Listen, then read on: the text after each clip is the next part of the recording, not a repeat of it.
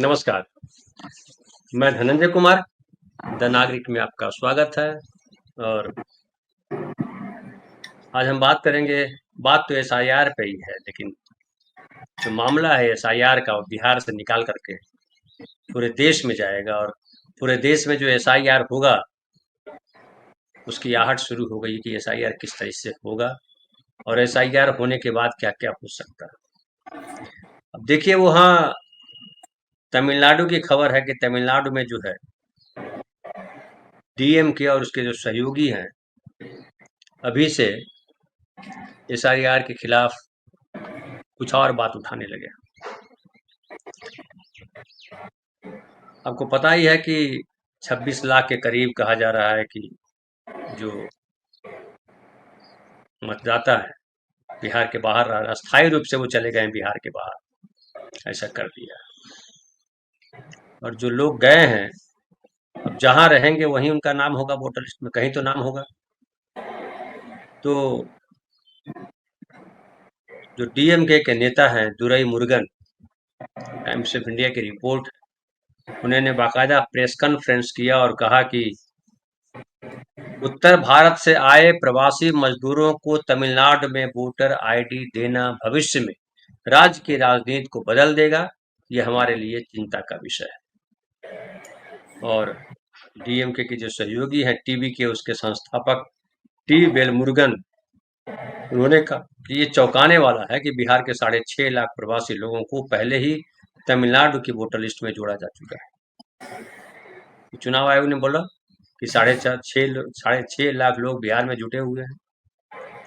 तो अब जो है वहां से जब ये चला है, तो वो कह रहे हैं कि लाखों प्रवासी लोग तमिलनाडु में काम कर रहे हैं और ये हमारी संस्कृति और परंपरा के लिए खतरा है। यानी भाषा के नाम पर तो चल ही रहा था, प्रांत के नाम पर भी झगड़े शुरू हो जाएंगे।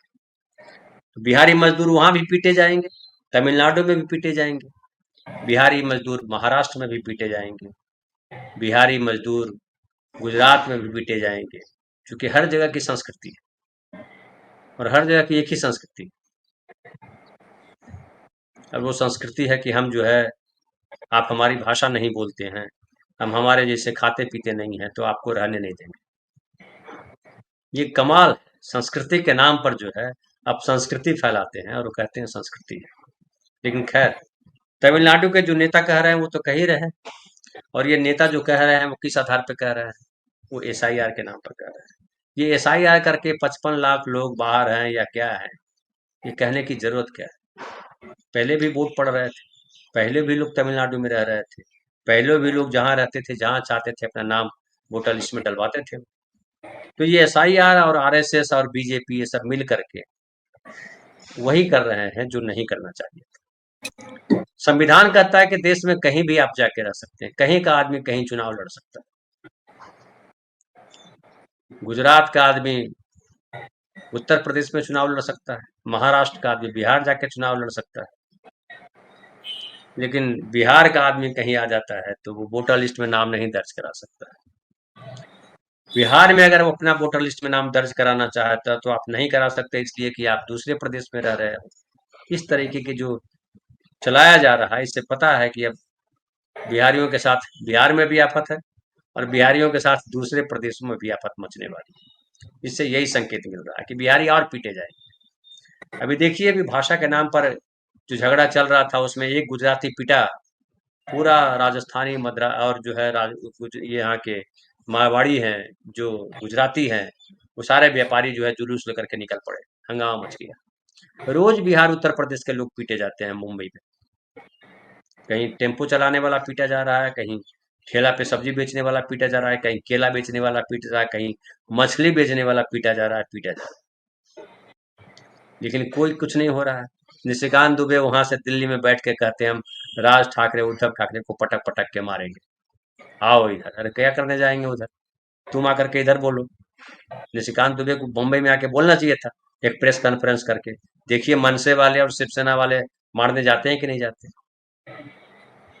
फिर प्रधानमंत्री आते हैं नरेंद्र मोदी जी मुंबई भाषण देने के लिए, तो गुजराती में तो मारवाड़ी मराठी में तो नहीं देते हैं। वो हिंदी बोलते हैं, कुछ गुजराती बोल देते हैं। बिहार में जाएं तो वो मगही में बोल के दिखाएं जरा प्रधानमंत्री। अब नहीं बोलेंगे तो हम नहीं रहने देंगे। क्या यही चलेगा देश में? और एसआईआर करके जो किया है उसमें ये सारी चीजें और आने वाली है। हमारे साथ फिलहाल कई साथी हैं, 4 साथी हैं, एक और साथी जुड़ रहे हैं, उनका नेटवर्क अभी धोखा दे रहा है। हमारे साथ देखिए प्रफुल्ल भाई। प्रफुल्ल भाई नमस्कार, आपका स्वागत है। हमारे साथ विनय भाई है। विनय भाई नमस्कार, आपका स्वागत। हमारे साथ सुरेंद्र दुबे भाई साहब नमस्कार, आपका स्वागत। और हमारे साथ सुनील जी हैं। सुनील जी नमस्कार, आपका स्वागत है। और देखिए फाइनली हमारे शैलेंद्र भाई भी जुड़ गए। शैलेंद्र भाई नमस्कार, आपका स्वागत। नेटवर्क आपको धोखा दे रहा था, हमने कहा पता है नेटवर्क कब तक धोखा देगा शैलेंद्र भाई। विनय भाई पहले शुरुआत आप ही से करते हैं। आप ही रह रहे हैं करीब में, तमिलनाडु के करीब। अब कहा जा रहा है वहाँ बिहारी कैसे यहाँ पे आप शामिल कर दिए? आप जो तमिलनाडु की संस्कृति है, जो वहाँ की परंपरा है, वो तो बड़ा गड़बड़ है। गड़बड़ कर देंगे ये सब बिहारी जाकर के। तो क्या बिहारियों को मार के भगाया जाएगा? वहां से, बिहार से भी भगा दिया कि आप तो यहाँ रहते नहीं, उसकी वोटर लिस्ट में नाम नहीं होगा। अब वहां से भगाए जाएंगे तो बिहारी इधर कैसे नाम ले रहा है? तो पिटवाने का प्रोग्राम है क्या इन लोगों का? धनंजय भाई देखिए, मैं पहले भी मैं तिरपुर घूम करके आया था, जो टेक्सटाइल का हब है। और वहां पर जब आप जाएंगे शाम में वहां देखेंगे तो आपको जो मजदूर निकलते हैं वहां पर, तो आपको जो वहां का पूरा माहौल आपको लगेगा नहीं कि आप तमिलनाडु। करीब 2 लाख के आसपास जो है उत्तर भारतीय वहाँ काम करते हैं। थोड़ा बंगाल बंगाल के लोग भी, महिलाएं भी हैं उसमें, पुरुष भी हैं, झारखंड के लोग भी हैं। मैं ये कह रहा था उसमें जो मेरी पहली टिप्पणी थी वो ये थी कि देखिए, एक ऐसा माहौल या एक ऐसी व्यवस्था बन गई है जिसमें ये लोग जो मजदूर लोग हैं, ये डेमोक्रेसी के नो मैंस लैंड में। यहाँ पर ये अच्छी संख्या में है, लेकिन चूंकि इनके पास वोट देने का अधिकार नहीं है, तो इनको पूछने वाला कोई नहीं है। और जहां इनका वोट है वहां ये इस वजह से नहीं जा सकते हैं कि ये डायरेक्ट फ्लाइट से नहीं जा सकते हैं। ट्रेन से जाएंगे तो सीधी सीधी जो है कोई ट्रेन नहीं है डायरेक्ट, इनको बदल बदल करके जाना पड़ेगा। तो कम से कम उनको 7 से 8 दिन की छुट्टी चाहिए, तो फिर वो वहां जा करके वो वोट दे पाएंगे। पैसे की बात वो छोड़ दी। तो एक मजदूर के लिए इतनी रकम खर्च करना जो है, उनको या तो समझाया नहीं गया है, या उनको उतना अपनी चीजों में इतने ये है कि उनको बहुत परवाह नहीं हो पाती। अब जो चीज लगाई गई है उसको, ये बौद्रिया का एक टर्म है, लेस्पेक्टाकल। मतलब ये जो डेमोक्रेसी का जो फंक्शनिंग हो रहा है ना, वो बिल्कुल तमाशे की शक्ल में इस तरह से किया जा रहा है जिसमें आपके सारे अधिकार बेमानी हो जाते, क्योंकि चॉइसेस को जो है पॉलिटिकल पार्टियों ने, सिस्टम ने बड़ी मजबूती से कंट्रोल कर लिया। देखिए, जब राजनीतिक पार्टियां बात करती है, क्षेत्रीय पार्टियां बात करती है, तो बहुत जोर शोर से इस बात की वकालत करती है कि जो है हमारा जो देश जो है वो फेडरल नेचर का है और राज्यों के अधिकार की और सबकी रक्षा होनी चाहिए। लेकिन जब सही स्पिरिट में फेडरलिज्म को लागू करने की बात होती है, तो फिर वो रीजनल इंटरेस्ट्स को और जो नैरो इंटरेस्ट उनके होते हैं, उसको वो इसलिए उभारते हैं ताकि वो भावनाएं उनको वोट में वो तब्दील कर पाए। और खास करके जब भाषाई आधार पर राज्य बने, उसके बाद हर हर जगह ये स्कोप छोड़ा गया कि वो चीजें चलती रही। चाहे वो मराठी बनाम गुजराती का मामला हो, मुंबई में आपने उदाहरण दिया ही। आप कर्नाटक और महाराष्ट्र का मामला, बेलगांव के मामले में देख लीजिए, वहां मामला अलग है। इधर साउथ में भी जो है वो चीजें है ही, संसाधनों को लेकर के, बंटवारे को लेकर के। पर ये जो तरीका है अधिकार देने का होना, तो ये चाहिए कि आप इस बात को लेकर के कंसेंसस बना करके पार्टियों के बीच में इस बात की व्यवस्था करें।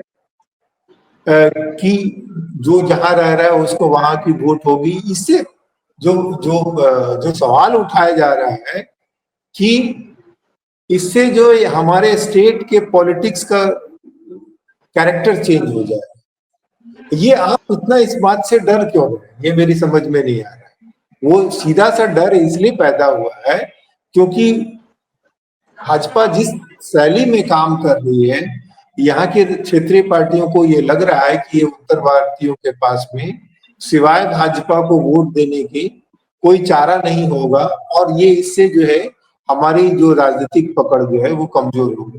निश्चित तौर पे अगर तिरुपुर में और या कोयम्बटूर में या चेन्नई में उत्तर भारतीयों को वोट देने का मामला होगा और उनकी थोड़ी सी भी आवाज होगी तो वो वहां की राजनीति को प्रभावित करेगी, ये बात तय है। जैसे दिल्ली की राजनीति में इससे कुछ दिनों पहले तक जो था, बिहारी मतदाताओं की कोई आवाज नहीं होती थी। तो सारे राजनीतिक दल जो होते थे वो पंजाबी मतदाताओं के ज्यादा पीछे होते थे। बाद के दौर में जब उनको उनके वोटर्स कार्ड बने, पहले सिर्फ जो जमुना पार का इलाका होता था पूर्वी दिल्ली का, वही जो थे पूर्वी मतदाताओं के वोट की कदर की जाती थी, कैंडिडेट दिए जाते थे। अब वहां जैसे जैसे बिहार और उत्तर प्रदेश का तो था ही ट्रांस जमुना में, पर बिहार के मतदाताओं को जैसे जैसे वहां मतदाता वो हुआ, उसके बाद वहां की पूरी पॉलिटी जो है वो चेंज हुई। आप जब दक्षिण की तरफ आते हैं तो ये जो एक बड़ा वर्ग है जो इनविजिबल है, अगर आप थोड़ी कोशिश करेंगे, खुर्चेंगे, तब आपको हर जगह इंडस्ट्रियल सिटी में आपको, चेन्नई आप उतरिए, A to B में आप जाइए, आपको जो सर्व करते हैं हर 10 में से 7 आदमी आपको बिहार का मिलेगा। और जहां तक संस्कृति की बात है कि वो हमारे संस्कृति और उसे वो बिल्कुल जो है बहुत वैलिड फेयर नहीं है, ठीक है ना। इसलिए क्योंकि जो यहाँ आ रहे हैं वो बहुत कोशिश करके, वो जबकि तमिल सीखना आसान नहीं होता है, पर वो बहुत कोशिश करके तमिल सीखते हैं क्योंकि वो सर्विस सेक्टर में अगर वो बात नहीं कर पाएंगे कस्टमर से तो सर्विस नहीं दे पाएंगे। हाँ, वो बात है कि वो अलग सेग्रीगेटेड जहाँ रहते हैं वहां वहां वो अपनी भाषा में बात करते हैं, वेशभूषा में भी वो चेंज करने की कोशिश करते हैं। मैं तिरपुर से अलग एक और जगह है जो उत्कुली, जो बटर के लिए बहुत फेमस है, जो काफी लंबे समय तक रहता है। और वहां मुझे एक दो मालिकों से इंटरेक्ट करने का मौका मिला तो मुझे पता चला कि वहां भी मालिक तो तमिलनाडु के हैं, पर उनके पशुओं की देखभाल करने वाले और दूध के प्रोडक्ट बनाने वाले जो हैं वो पता चला उत्तर बिहार के हैं, वहां वो काम कर रहे हैं। तो ये जो अचानक से आपने ये आग लगाई है और इस पर कोई बोलता नहीं है ना, तो ये जो आग लगाई गई है, ये जो एक टर्म आया था ना कि जो आजादी के समय इस बात को लेकर के बहस बहुत हुई थी कि इंडिया एक नेशन है या नहीं है, मल्टीपल नेशन है या क्या है। फिर एक टर्म आया कि इंडिया जो है ये नेशन इन द मेकिंग है ना। तो ये इंडिया जो नेशन इन द मेकिंग है, इसको यहाँ की राजनीति, खास करके जो केंद्र की राजनीति, क्योंकि वो उसकी बड़ी जवाबदेही है, बड़ा भाई है, और जो क्षेत्रीय दल है उनके साथ संवाद करके इस डर को वो कम करेगी या इस फाक को अपने हित में इस्तेमाल करने के लिए उसको आगे बढ़ाएगी। तमिलनाडु के संदर्भ में ये बात इसलिए खतरनाक है क्योंकि वहां पहले से ही अलगाव की भावना को बढ़ाने की कोशिश की जाती रही है, चाहे वो भाषा के नाम पे हो, चाहे वो जो है रेशियल डिवाइड के नाम पे, और कच्छा तीवू और ये तमाम घटनाएं इसमें पेच ये है कि बड़ी चालाकी से भाजपा ने एक ऐसे नैरेटिव में विपक्ष को फंसाया है। देखिए, ये सवाल जो है पी चिदम्बरम साहब ने भी फ्लैग किया है। अब पी चिदम्बरम की वजह से जो है राहुल गांधी इस पे बयान देते हैं या नहीं देते हैं, यहाँ वो क्या बयान देंगे, बिहार में इलेक्शन है उस पर उसका क्या इम्पैक्ट होगा, और पूरी बहस को उस दिशा में मोड़ने की कोशिश की जा रही है। जो जन स्वराज वाले जो हल्ला कर रहे हैं कि जो है बिहार से पलायन हो रहा है और हमको पलायन रोकना है, और ये वाला जो नैरेटिव्स जब चलेगा तो किसको गिराएगा किसको उठाएगा वो देखने वाली बात होगी। पर भाजपा इसको एक्सप्लॉइट करने की कोशिश जरूर करेगी। आपने महाराष्ट्र का और इसका उदाहरण दिया, ये बात सही है कि भाई आपको मतलब जो उत्तर भारतीय मजदूर जो है वो सिर्फ उनकी मजदूरी चाहिए, बाकी उनको किसी तरह का हक देने के पक्ष में आप धनंजय। जी, प्रफुल्ल भाई मैं आपके पास आता हूँ। प्रफुल्ल भाई जो है कोलकाता में बसे हुए हैं, जैसे विनय भाई पौंडीचेरी में है। कोलकाता, पश्चिम बंगाल और बिहार दोनों पहले एक था। अभी तो हम सुन रहे हैं कि उड़ीसा में बंगालियों को मार के भगाया जा रहा है। बांग्ला भाषी भागो इधर से। जहां जहां बीजेपी जाती है भगाने में पहले काम करती है, पहले भगाओ।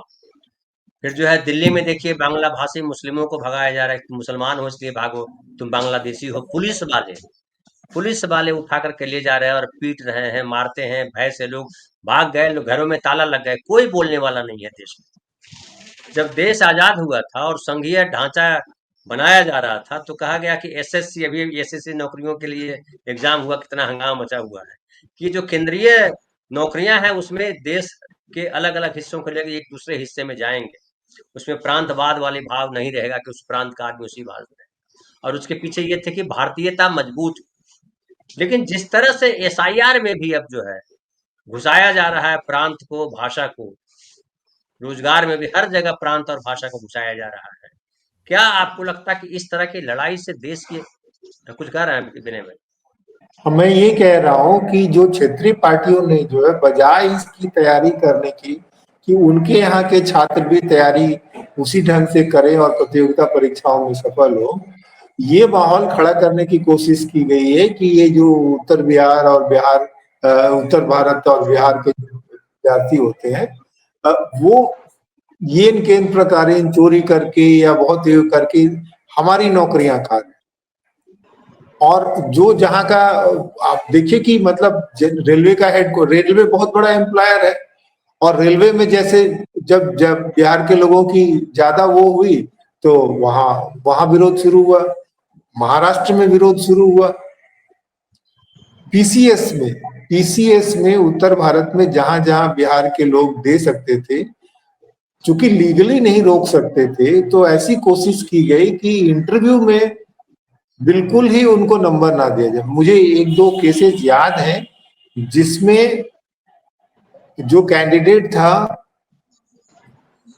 बजाय तमाम उसको इंटरव्यू में सिर्फ जो है 25 30 या 50 नंबर ऐसे दिया गया था। इसके बावजूद वो कैंडिडेट जो है सेकंड टॉपर बना।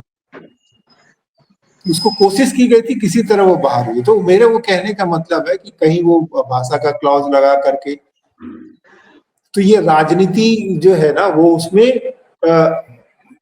ये बहुत खतरनाक आग जो है भाजपा लगा रही है, जी बजाय डायलॉग करके चीजों को खत्म। सॉरी, जी मैं थोड़ा लंबा हो जी। गया। नहीं नहीं, कोई नहीं। प्रफुल्ल भाई मकसद है बात बताएंगे कि जी। बंगाल में जो है जनरली बोल देते हैं ये रहा हिंदुस्तानी। बिल्कुल। प्रफुल्ल दा उसको ज्यादा जी, क्लियर तो कर।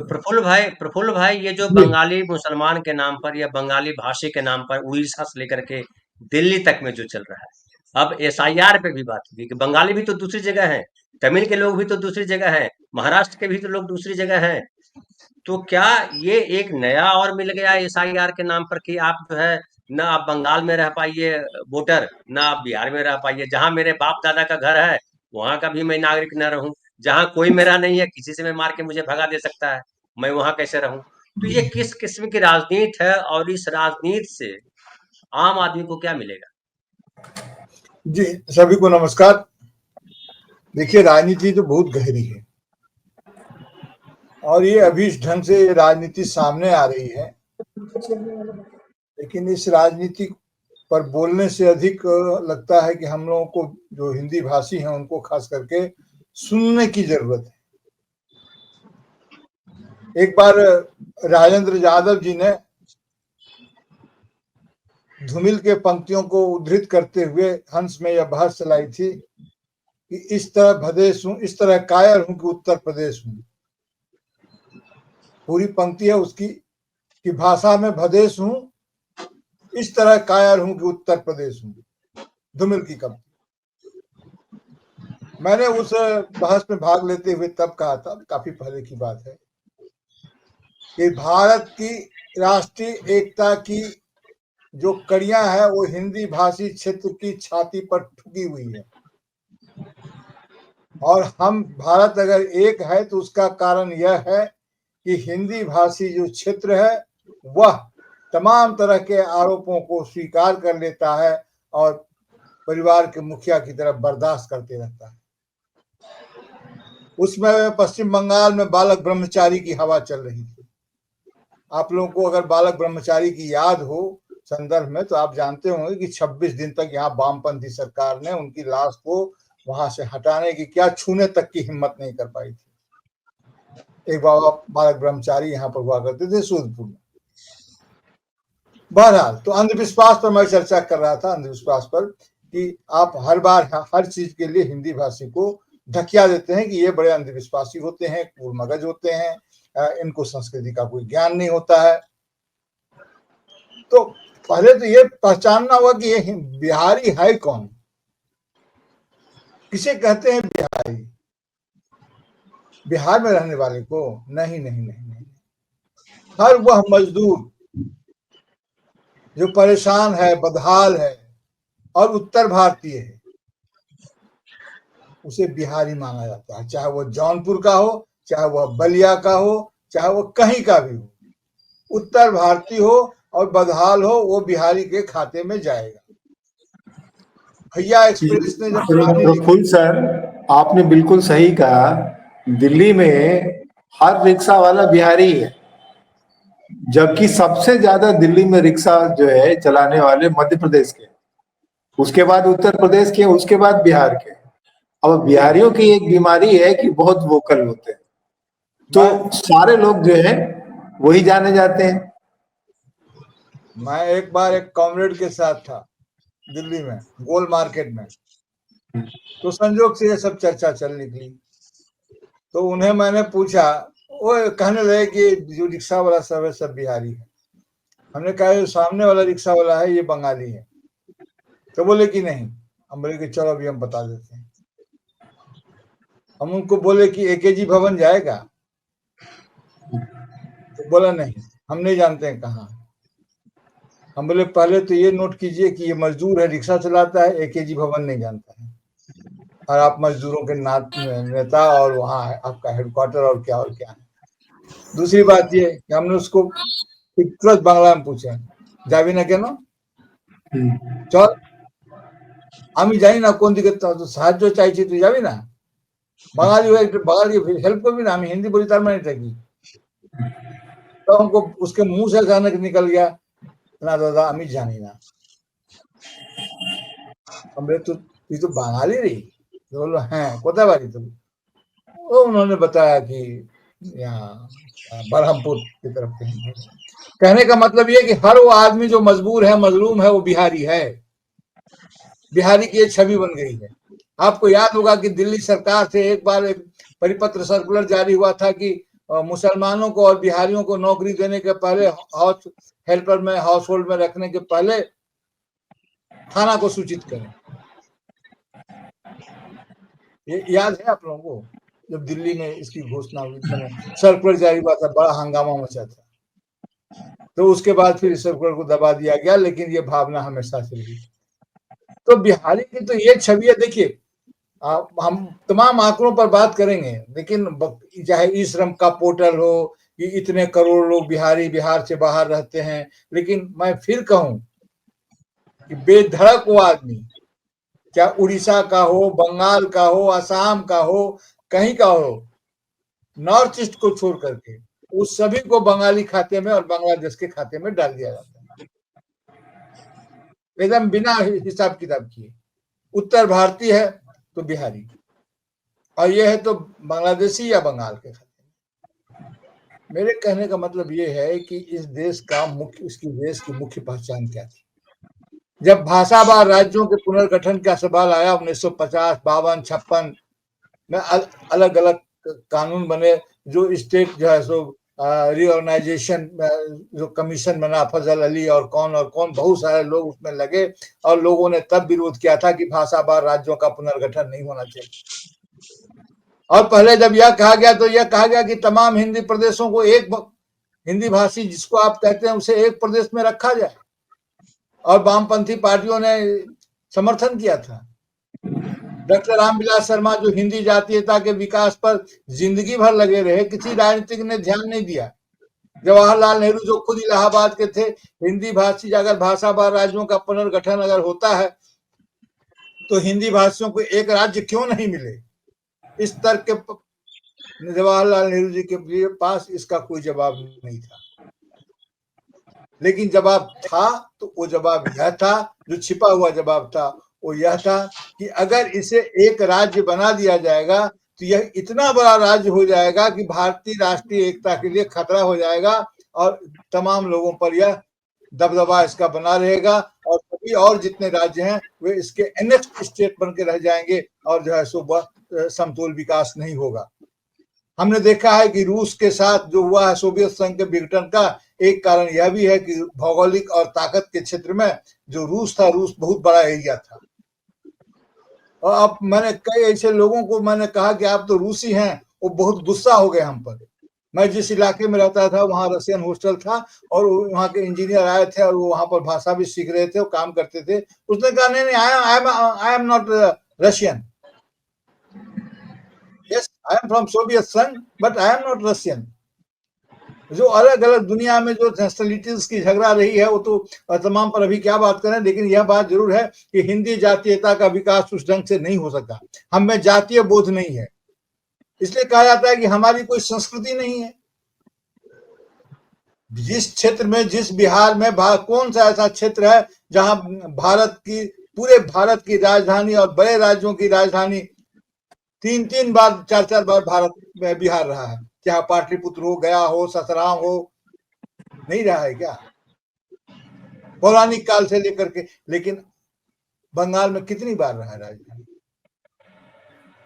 कर्नाटक में कितने, यहाँ के राज वाले रहे, लेकिन पूरे भारतीय महाद्वीप पर आप शासन करने वाले जो राजा थे वे वहां थे। मैं किसी गर्व और गौरव की बात नहीं कह रहा हूं, मैं सिर्फ यह कह रहा हूं कि हमारी जातीयता का बोध उस ढंग से नहीं हुआ। पिछली ही बार मैंने आप ही के किसी चैनल पर मैंने कहा था कि हालत यह होने जा रही है कि हम न यहाँ के रहेंगे न वहां के रहेंगे। हम जब बिहार में आएंगे अपना नाम लिखवाने के लिए तो बोलेगा बउआ अहाँ ओते, इसी भाषा मैंने कहा था कि अहाँ जत रही छी तते अपन नाम लिखाओ, तते वोट दियो, तो की करे लो हैं। यही बात मैंने आपके चैनल पर कहा था, अगर आपके ध्यान में हो तो। और यहाँ के लोग बोलेंगे, बंगाल के लोग, तुम्हें तो बिहारी एखाने तुम्हारा नाम होवे की करे। मैंने शहनवाज हुसैन तक की चर्चा की थी। शहनवाज हुसैन ने कहा था कि बिहारी लोग बिहार में वोट देगा, दूसरा तो नहीं देगा तो कहां देगा? क्यों बिहारी ही क्यों वोट देगा बिहार में? जो जहां रहता है, हम नागरिक भारत के हैं, लेकिन वोटर तो हम कहीं के हैं। कल को बोलिएगा कि आप जिस बूथ में आपका वोट था आप वहीं के हैं, ये तो और कमाल का मामला है। आपका जो बिना प्रफुल्ल सर, एक और मामला है कि हर स्टेट में जो है वो आपको वोटर तो एक्सेप्ट कर ले, डोमिसाइल के लिए बिल्कुल तैयार नहीं है रीजनल पार्टी। मैं आ रहा हूं उस पर, अपना अच्छा ध्यान दिलाया। देखिए उसके बाद क्या हुआ, व्हाट इज डोमिसाइल? डोमिसाइल क्या है? जब डोमिनियन स्टेट था तब डोमिसाइल का मामला था। आज तो डोमिसाइल का जो मामला खड़ा किया गया है, जिसको अधिवास का सर्टिफिकेट बोलते हैं कि हम यहाँ रहते हैं या नहीं रहते हैं, we are being leaded by the nationality, not by domicile, by dominion concept. हम अपनी राष्ट्रीयता से संचालित होते हैं, डोमिसाइल से नहीं। The whole India is my domain. We are the domain. We are enjoying the domicile, being the domicile. बोलते हैं domicile of anyway. तो ये डोमिसाइल का जो शुरू किया गया उसका एक रिस्ट्रिक्टेड पर्पस है, for the purpose of employment. तो महात्मा गांधी ने तब कहा था कि रेल मत बनाइए, रेल में क्या ले जाते हैं? हमारा सारा सामान झारखंड से ले आकर के, जो जिसको प्रकृति ने सबसे धनी बनाया, वह झारखंड आज लगभग भिखारी जैसा हो गया। सारा कोयला आप ले गए और फ्राइट क्या उसको बोलते हैं, संतुलन में करके जो चीज झारखंड में जितने दर में मिल रहा है उतनी दर में राजस्थान में मिल रहा है, लेकिन राजस्थान में जो पैदा हो रहा है झारखंड में वो महंगा मिल रहा है। तो सारी बंबई में, आपके बंबई में, क्षमा कीजिएगा धनंजय सर, आपके बंबई में जो बिजली चमकती है ना, उसके पीछे हमारे काले कोयले की कहानी लगी रहती थी। आजकल पता नहीं क्या है। हमारे तेल और डीजल में नहाए हुए नौजवान लगे रहते थे। मैंने अपनी पत्नी को एक बार बताया था कि जो कलकत्ता की जो सड़कें चमचमा रही है ना, इसमें हम बिहारियों के पसीने के बूंद मोती की तरह झलकते हैं, तब ये सड़क चमकती है। आज कलकत्ता के विकास में बिहारियों का कहीं नाम नहीं होता है, मजदूरों का कहीं नाम नहीं होता है। तो रही बात कि आप जब डोमिसाइल की बात बोल रहे हैं, ये डोमिसाइल का जो भूत खड़ा किया गया, जैसे वर्नाकुलर का भूत खड़ा किया गया था, उसी तरह से डोमिसाइल का खड़ा किया गया। जो यहाँ बाहर के लोग एम्प्लॉयमेंट, ये जो बाहर, मैंने अपने एक लेख लिखा था, बहुत याद आता है मुझे, अपने वतन में पराए। अब सभी जगह तो हमारा जो जाति था, ये ऐसे हल नहीं होगा। SIR तो चलिए हम निपट लेंगे, क्योंकि राजनेताओं को चिंता नहीं है। बिहार में आप जानते हैं उत्तर प्रदेश का मुख्यमंत्री आज उत्तर प्रदेश का नहीं है। जिसने देश को इतने प्रधानमंत्री दिया, उसके पास पिछले 10 साल से अपना मुख्यमंत्री नहीं है अपने प्रदेश का लाल। बिहार में भी इंदर सिंह नामधारी बिहार में मंत्री हो सकते थे, हुआ करते थे, जो झारखंड के थे, और भी बहुत सारे लोग थे। जॉर्ज फर्नांडिस आके बिहार में जीत सकते थे। एक बिहारी बताइए, संजय निरुपम को छोड़ दीजिए, संजय निरुपम तो अन्य कारणों से है। एक बिहारी बाहर में जाकर के कहीं राजनीतिक रूप से अपने को स्थिर कर लिया हो, दलाल हो गया हो, बात अलग है, लेकिन राजनीतिक रूप से अपने को एक स्थिति बना लिया। ये ठाकरे साहब, ठाकरे परिवार कहाँ का है? मध्य प्रदेश का है, और लंबी कहानी है, उन पर जाऊंगा तो और भी दिक्कत हो जाएगी। तो ठाकरे परिवार आज मराठी मानुष के सत्ते पर ही थे। जी आप अनम्यूट हैं, उस पर जाइएगा तो हमको भी पिटवा दीजिएगा। बोल रहे हैं, उस पर नहीं जाऊंगा। तो मेरे कैसे कैसे रीजनल भावना एक्सप्लाइट करती है। यहाँ एक एक्सीडेंट हुआ था रेलवे फाटक का, उसमें जो एम्प्लॉय था रेलवे का, वो पंकज शर्मा थे। अब उसको लेके ये सवाल हो रहा है कि भाई ये उत्तर भारत के लोगों को यहाँ नौकरी कैसे करेगी, इतने गैर जिम्मेदार हैं, इतने लोग मर गए। हाँ, नहीं तो देखिए, इसमें जो रीजनल चीज है ना, वो रीजनल, जब देखिए रीजनल और फेडरल में अंतर है। रीजनल उसको बोलते हैं जो विद इन द स्टेट होता है। जैसे बिहार में रह करके अगर मिथिलांचल के लोग अपनी हवा अलग चलाते हैं और भोजपुर के लोग अलग चलाते हैं, तो दैट इज रीजनल। लेकिन बिहार जब भारत के संदर्भ में एक होकर खड़ा होता है, तो दैट इज फेडरल। कॉन्स्टिट्यूशन में जो बना हुआ है ना, तो हमको रीजनल और फेडरल का भी अंतर करना चाहिए। और ये जो क्रैक है भारतीयता, देखिए कहने में बुरा लगेगा, और सुनील सर तो हो सकता है हमको डांट ही दें अपनी बारी में, क्योंकि भारतीयता एक कंस्ट्रक्ट है, it's not a natural situation. आज अगर 25 मिथिला बढ़ जाए, नेपाल का मैथिल भी मैथिली है, मैथिल है। बांग्लादेश में राष्ट्रीयता अलग है, शेख हसीना भी बंगाली है, ममता बनर्जी भी बंगाली है, लेकिन दोनों की राष्ट्रीयताएं अलग है। तो जो बंगालीपन है वह उसको आप बांट नहीं सकते हैं, उसको विभाजित नहीं किया सकता है, इंडिविजिबल है।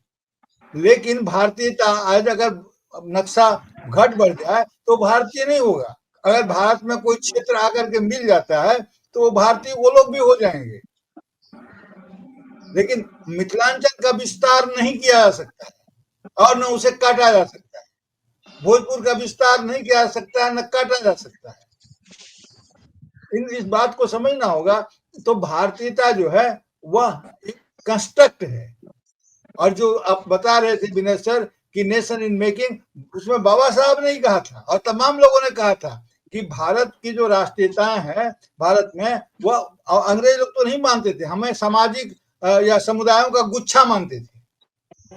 हमारे यहाँ उस ढंग से समाज भी नहीं, हम समुदाय में जीते हैं। समाज कहाँ है हमारे पास?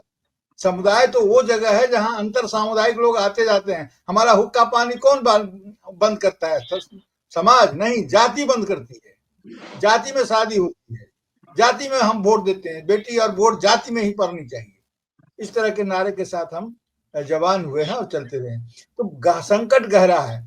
अब मामला क्या है कि कांग्रेस आजादी के आंदोलन के दौरान जिन समस्याओं पर राख डाल करके हम चलते थे, मिट्टी डाल के चलते थे, प्रॉब्लम को डिसॉल्व नहीं करते थे, ठीक ढंग से रिजॉल्व नहीं करते थे, बस just crisis management and conflict management में कांग्रेस काम चला करके तात्कालिक शांति और एडमिनिस्ट्रेटिवली कंट्रोल उसको करती थी।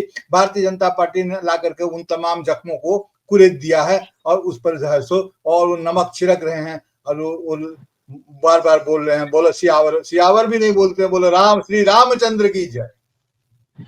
सियावर भी बोलते तो सीता मैया को संतोष होता।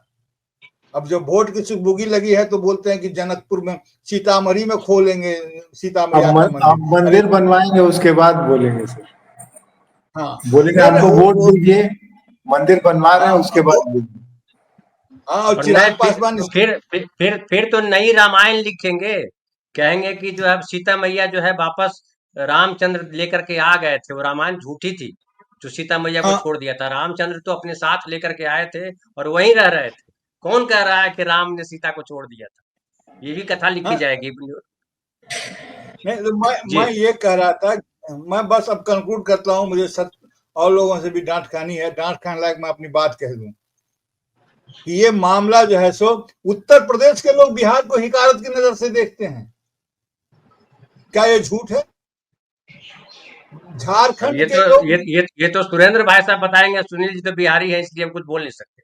सुरेंद्र भाई साहब बताएंगे। फिर मैं कहा कि मैं डांट खाने की सामग्री दे देता हूं। आप जानते हैं कि बिहार के लोग झारखंड को बोलते थे कि हम, बड़ी बहस हो गई एक बार एक सज्जन से, वो बोले कि झारखंड के आदिवासियों को हमने सभ्य बनाया, कपड़ा पहनना सिखलाया। हमने कहा यही बात आपके लिए अंग्रेज कहा करते थे मिश्रा जी, यही बात आपके लिए अंग्रेज कहते थे, तब बुरा लगता था, आज आपको लगता है। वे नग्न रहते थे, आदिवासी लोग ऊपर में कपड़ा नहीं पहनते थे या कम कपड़ा पहनते थे, लेकिन तब उनके यहाँ सेक्सुअल एट्रोसिटीज की कितनी कहानियां हुआ करती थी, कितने आरोप होते थे, कितने बलात्कार की घटनाएं होती थी। आज पूरा कपड़ा पहन लेने के बाद भी बलात्कार की घटनाएं अगर बढ़ गई है तो इससे अच्छी तो वो नग्नता थी जिसमें वह उसकी अस्मिता सुरक्षित थी। मेरे कहने का मतलब यह है कि झारखंड के लोगों को भी उस नजर से देखते हैं। और झारखंड के लोगों को पूछिए, आप आज उनको कह दीजिए बिहारी का शैलेंद्र बाबू बैठे हुए हैं, ये तो औरंगाबाद की तरफ रहते हैं, बॉर्डर में है, डाल्टनगंज के, तो नहीं, डाल्टनगंज के हैं? अरे डाल्टनगंज पलामू मैं जानता हूँ भाई, ये औरंगाबाद के हैं। हाँ जी, जिला इनका नक्शा, पहचान छुपाए हुए हैं। पूछिए ना, इनकी बोली बानी से लगता है कि झारखंडी हैं। इनमें उस्सेर घाटी की दहाड़ है। हाँ, ठीक है सर। वो मैं आता हूँ सुरेंद्र भाई साहब, आप जी। मैं सिर्फ ये कह रहा हूँ कि एक दूसरे को जो हम लोग देखते हैं उस हिसाब से नहीं देख करके, चाहे मद्रासी हो, तमिल हो, केरल हो, उस भारतीयता का विकास नहीं हुआ। या तो हम हिंदू बनते हैं। अभी मैं बोल के आया हूँ एक सज्जन को, आपका कार्यक्रम होने के पहले, बस 10 सेकंड समय लेता हूँ। मैंने कहा कि अक्सर हम लोग इस तरह से कहेंगे कि 2 बंगाली था और दो मुसलमान था और एक हिंदुस्तानी था। तो भैया मुसलमान को धर्म पर तोड़ लिया, बंगाली और हिंदुस्तानी को इलाके पर अलग कर लिया। हिंदुस्तान उस क्षेत्र को बोलते हैं, और सही बोलते हैं, हिंदुस्तान उस क्षेत्र को बोलते हैं जो गंगा जमुना के दोआब का इलाका है, जिसको आप हिंदी पट्टी आज बोलते हैं। ये हिंदुस्तान नाम तक हमको नहीं दिया गया जी। हिंदुस्तान और भारतीयता पर्याय नहीं है जी। सुरेंद्र भाई साहब आपके पास आता हूँ, लेकिन आपके पास आने से पहले एक वीडियो दिखाता हूँ। गाली का एक आध शब्द अगर सुन लीजिएगा तो मुझे दोषी मत ठहराइए। गाली है उसमें, खाली गाली है। म्यूट करूंगा, लेकिन हो सकता है अपलोड होते होते एक आध 2 गाली पहुंच जाए। तो मैं कोशिश करूंगा कि गाली न पहुंचे। कैसे रोका जाए इसके लिए मैं कुछ चक्र लगाऊंगा, लेकिन गाली है, भरपूर गाली है। बाद में मैं समझा दूंगा कि कौन है ये और क्या कर रहा है। मादर चोद, देखिए आ गया, एक गाली आ गई। ये जो है, जो मोटरसाइकिल पे है, वो मुस्लिम है दोनों, और वो जो गाली दे रहा है वो तिवारी जी है ना। और कह रहे हैं कि तुम इस इधर गाली नहीं, इसलिए मैं नहीं सुना रहा हूँ, खाली खाली गाली है। वो कह रहे हैं कि इस रोड पर तुम लोग आए कैसे? साले तुमको चलने के लिए कहा किसने? और ऐसे 2-3 वीडियो चल रहे हैं जहाँ प्रतापगढ़ का है ये वीडियो, और बाकायदा उनको गाली, माँ बहन जितना हो सकता है, और डंडे से पिटाई, बताओ तो मोटरसाइकिल छोड़ करके भाग गया वो। तो ये हालत है। छोड़ दीजिए, बिहारी कहाँ जाएगा और उत्तर प्रदेश वाला कहाँ जाएगा? ये क्या है सुरेंद्र भाई साहब? पहले भी ऐसा होता था क्या आपके यहाँ कि जो है भैया इस गली से ब्राह्मण नहीं गुजरेगा, उस गली से फलाना नहीं गुजरेगा, इस गली से मुसलमान नहीं गुजरेगा? अगर ऐसे गलियां तय होने लगी, फिर देश कहाँ, भारत कहाँ मिलेगा? देखिए, पहले तो मैं एक कहावत कह दूं, आए थे हरिभजन को ओटन लगे कपास। हम तो सर पर डिस्कशन करने के लिए आए थे कि कैसे होगा। जिस टॉपिक पर हम चढ़ेंगे बहुत लंबा टॉपिक है, बात होनी चाहिए उस पर, लेकिन उस नहीं, पर वर्षों से वो बात हो रही है। एसआईआर से जुड़ा हुआ है, वो एसआईआर से जुड़ा हुआ है। जब हम पहुंचेंगे सुनील जी के नहीं पास, नहीं, तो फिर एसआईआर पे खाली मैं बोलेंगे। मैं उसको मैं उसको और पॉइंट आउट कर रहा हूँ और सीमित कर रहा हूँ। अभी आपने कहा कि क्या पहले भी ऐसा? जी हाँ, होता था गलियों में, मोहल्लों में। इसीलिए अलग अलग मोहल्ले होते। हम कानपुर में रहते थे तो किसी का नाम तिलियाना था, किसी का नाम सुतर खाना था, तो इसी हिसाब से रखे जाते थे कि किस जात के लोग रहते हैं। लेकिन फिर धीरे धीरे जागृति आई और ये बातें कम हुई। अब भाजपा के पास तो देखिए खलिहरों की एक बड़ी बड़ी फौज है। आरएसएस में जो लोग चले जाते हैं उनके पास कोई काम धाम तो होता नहीं है। माल पानी मिल रहा, घर से निकल लिए, किसी न किसी जी के यहाँ भोजन मिल जाता, कोई जी उनको कपड़ा बनवा देता है। पहली बात है, अब तो खूब ही माल मिल रहा है, तो वो उनको यही काम लगाया जाता है कि तुम लोग ये सोचते रहो, इस पर दिमाग लगाते रहो कि और क्या मतलब पचड़ किया जाए जिससे ये देश आगे न बढ़ने जाओ, हम लोग उस पर काबिज रहे। अब हम आते हैं उस पर, एसआईआर पर। देखिए, आज हमारे सामने जो चर्चा का विषय है, अभी हमने तमिलनाडु का ले लिया कि साहब वहां भी बिहारियों के लिए। देखिए, ये हर प्रदेश में जब जाएगा तो आप देखेंगे हर बार भाजपा सरकार जो है कोई नया नैरेटिव लेके आए कि यहाँ हम किस ढंग से एसआईआर करेंगे। हमारी जो ओरिजिनल परंपरा है उसमें ये था कि हम कहीं भी रहते हो, एक जगह हमारा नाम होगा और वो हमारी पारिवारिक संरचना के हिसाब से था। जैसे हम सब लोग गांवों में ही कभी रहते थे, तो गांव के अधिकांश परिवार गांव में रहता, 2 बच्चे शहर में नौकरी करते थे और होली दिवाली आ जाते थे, छुट्टी लेके आ जाते तो वोट डालने भी आ जाते, इसीलिए उनको वहां का वोटर समझा जाता था। और इसीलिए त्योहारों पर, चुनाव के समय उत्तर प्रदेश बिहार दोनों जगह है, अन्य जगह का मुझे नहीं मालूम, जहां इस तरह के टेम्परेरी माइग्रेंट्स को बुलाने के लिए चुनाव के दौरान लोग पैसा खर्च करके टिकट देते हैं, सुविधाएं देते हैं कि भाई उन फलाने फलाने गांव में के लोग वहां काम कर रहे हैं, वहां काम कर रहे हैं, जहाँ उनको ले आओ ताकि अपना वोट दे सके। जाहिर है जो बुलाता है उन्हीं को वोट मिल जाते हैं। तो सरकार को लगा होगा कि भाई इसमें हो सकता है आरजेडी के ज्यादा लोग हों, इसमें दांव जेडीयू को लोग खाएंगे, क्योंकि जेडीयू का भी जो मतदाता है वो उसी वर्ग का है, भाजपा को छोड़ दीजिए। लेकिन ठीक है, उनका जो भी कैलकुलेशन होगा, क्योंकि उनके पास जो बीएलओ है वो उनके हैं, जो पन्ना प्रमुख है भाजपा के, उन्होंने सब क्लियर किया होगा कि नहीं ये आदमी इसका वोटर है, ये आदमी इसका वोटर है। आज जो कल से मतलब धमा चौकड़ी मची हुई है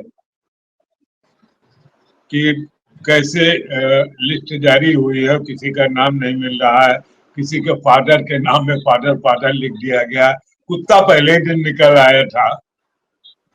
तो इस तरह की बातें हो रही कि हमारी समस्या ये हमें सोचने की कि इस सब के बावजूद क्या हम सुप्रीम कोर्ट में कोई रिलीफ पा पाएंगे? सुप्रीम कोर्ट ने कह दिया है और इस पर नजर भी होगी विपक्ष की कि पन्ना के हम 150 1500 लोग तलाक देंगे। जाली लोगों को मृत घोषित कर दिया गया, लोग जिंदा है। लेकिन क्या उसको सुप्रीम कोर्ट इंटरटेन करेगी?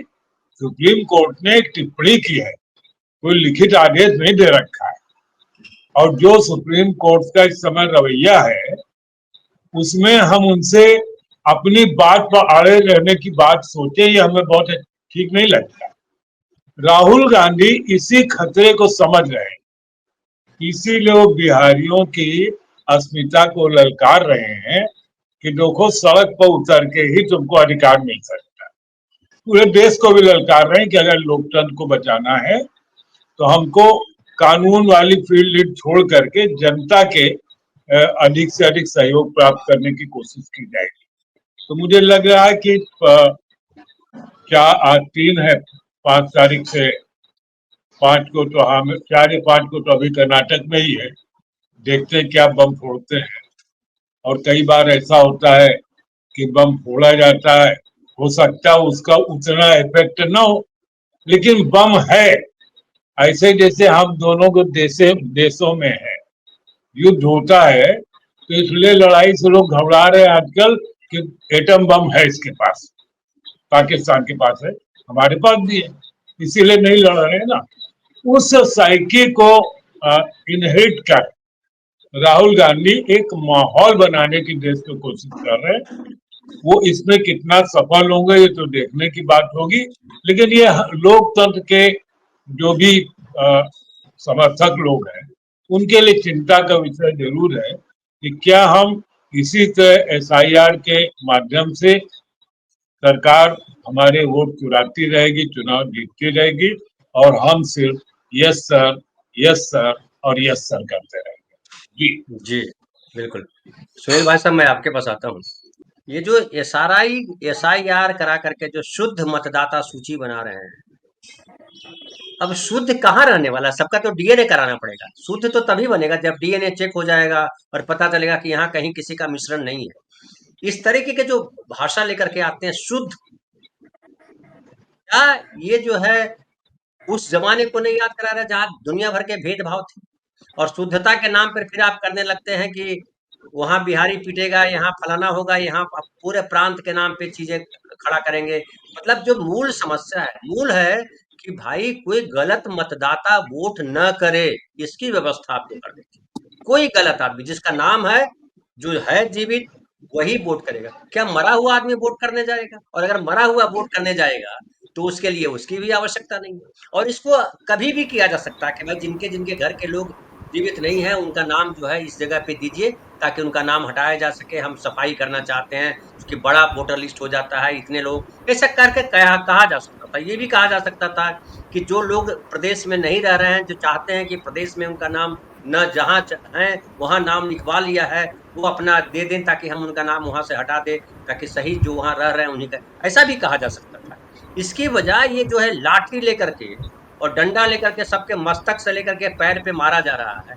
क्या इसको जस्टिफाई किया जा सकता है किसी भी तरह? हालांकि सुप्रीम कोर्ट में तो जस्टिफाई कर दिया गया, लेकिन एक हिंदुस्तानी होने के नाते, एक जो संविधान ने हमें सम्मान दिया है, व्यक्ति की गरिमा की बात कही है, क्या उसके नाते कहीं से ये जस्टिफाई किया जा सकता है इसको? धन्यवाद धनंजय जी। लेकिन क्या सुप्रीम कोर्ट ने जस्टिफाई क्या कर दिया है? कर दिया कि हाँ किसको करिए, SIR करिए। नहीं, सवाल ये है कि मतदाता सूची का पुनरीक्षण थोड़े असंवैधानिक है, इसको कोई कैसे रोक सकता है? नहीं, कहने का तरीका तो गड़बड़ है। नहीं, इस तरीके को जस्टिफाई नहीं किया। ये कैसे कर सकते हैं? जस्टिफाई कर दिया। उसने कहा है कि जो 3 अभिलेख हैं उनको भी आप शामिल कीजिए, न्याय हित में है। उनकी प्रक्रिया को आप नहीं कर सकते जस्टिफाई किया, उस प्रक्रिया पर सवाल है।